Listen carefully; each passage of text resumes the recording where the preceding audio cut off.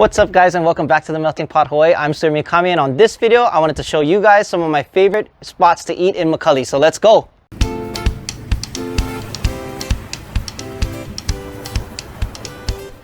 So the first place we went to was Kokoro-Tei, where they specialize in Japanese bento. You can make your own combination of whatever you want. You can just pick from the list. For whatever reason my microphone wasn't working, so I'll just do a quick voiceover. The karaage fried chicken was really good with that black pepper sauce.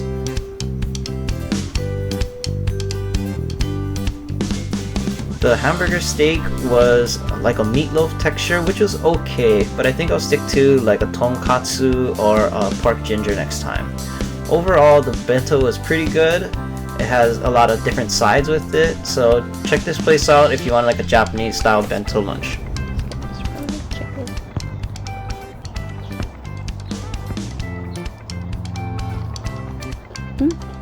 It's lean.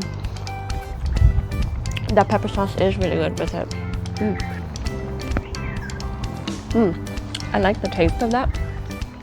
I don't know if I like the texture, but the taste is really good. The seasoning's really good. And then I think he saved this for me.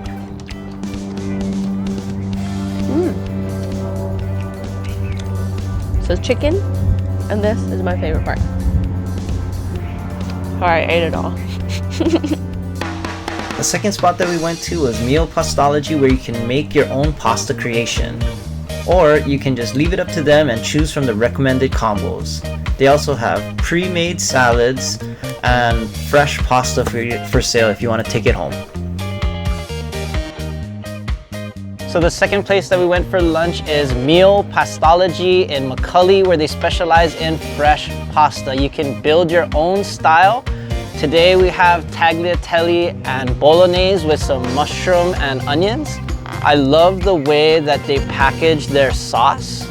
It's separate so the noodles don't get soggy. Let's just combine it all together and mix it up. Just gonna mix it. Well, apparently their forks are pretty flimsy.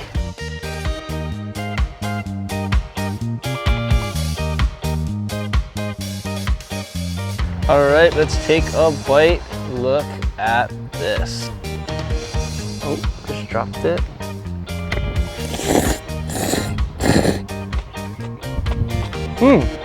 You can always tell there's a difference in like fresh pasta because it's kind of chewy and it's not as like firm as the other types of dry pasta. The sauce is a good balance between herbs and meat. Mushrooms and onions are like cooked perfectly. If you're a pasta lover, check out Mio Pastalogy. Make your own style pasta. Alright, so I guess it's not their fork, it's me not reading the directions. If you could see here, you're supposed to heat up the noodles before you eat it. So I'm sure their plastic forks are fine. So I'm just gonna eat another bite with this chopsticks. I forgot to add the cheese. That's really good. For our last stop on this list, boy do I have a treat for you. Yakiniku at Korea House. So we're at Korea House where we're gonna have some yakiniku. I'm so excited to eat this. It's kind of empty right now because it's an off hour, but definitely at night it gets really busy. So guys, if you want some excellent Korean yakiniku, this is the place to check it out.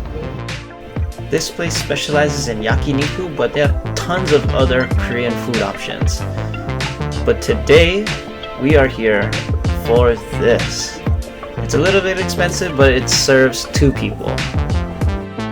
What I love about Korean restaurants is it comes with all this banchan or Korean side dishes.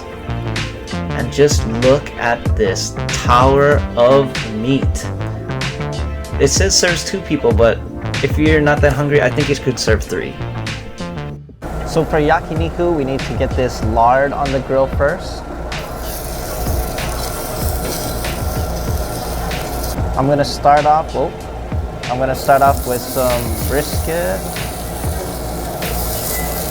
some beef tongue, I'm gonna put this kalbi on it.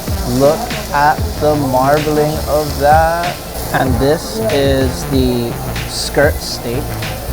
Oh yeah, this stuff cooks so quickly. Nothing is better than meat right off the grill. I don't really like to load the grill up too much because I want to eat one piece fresh every time. And I forgot to squeeze the lemon, so let's just do that now. Okay guys, I am super excited. I'm gonna try this brisket. I'm gonna dip it into some of this sesame oil sauce with some salt and pepper. Take a look at that, just dripping. Oh yeah, the brisket is juicy, salty, but it's just so fresh right off the grill. Nothing beats a bite like that. Next, let's try this beef tongue. Dip it into this soy and pepper sauce.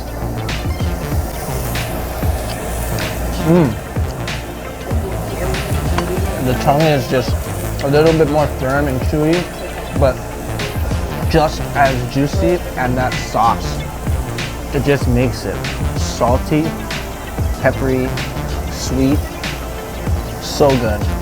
So it also comes with miso soup, some green onions, some zucchini, onions, and tofu. And favorite part is the tofu, because it just soaks up all of that juice.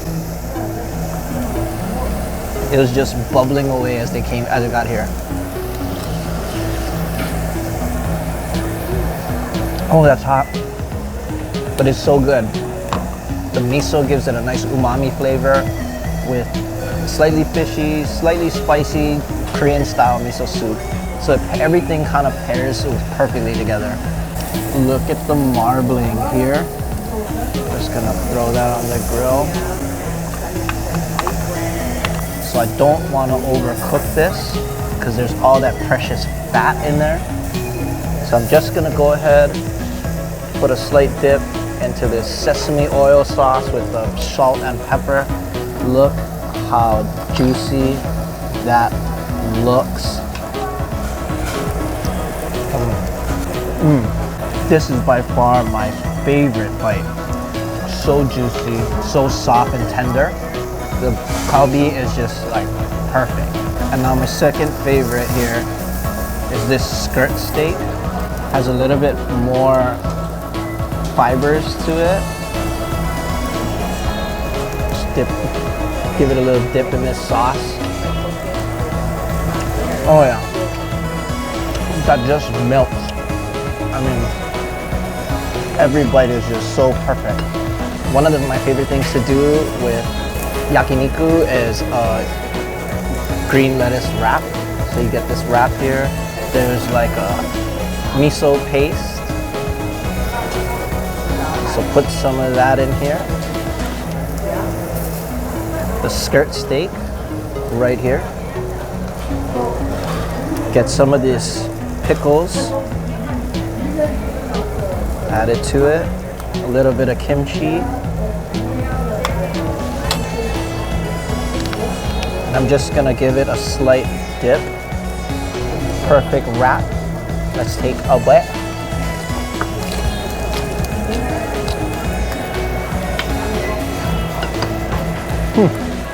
Oh yeah. The textures. Crispy lettuce. So refreshing. With that crispy kimchi and slightly spicy. And then you have the meat and the sauce. Everything just blends together and you taste that umami flavors of that miso paste. Everything is just a perfect bite. That is my favorite thing about yakiniku. All right, now let's have Kelly try. You guys ready? Korean is my favorite food. We're gonna make a lettuce wrap. First, samjang or miso paste.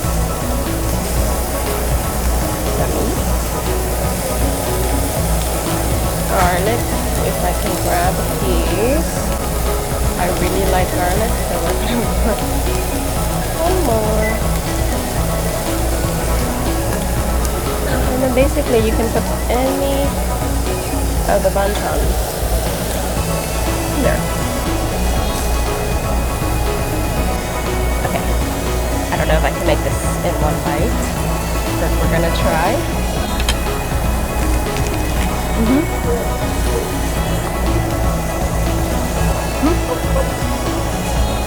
I love lettuce wraps because you're chewing it. All those different textures and flavors just mix in your mouth, and you have all this burst of just different types of flavors.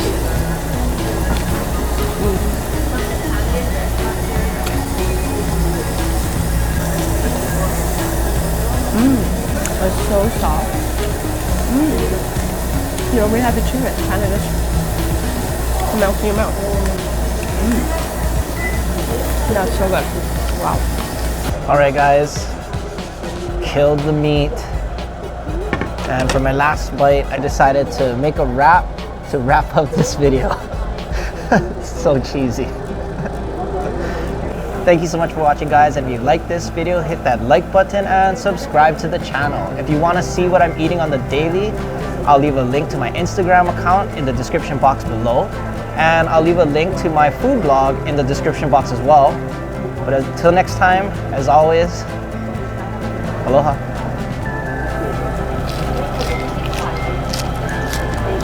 Mm.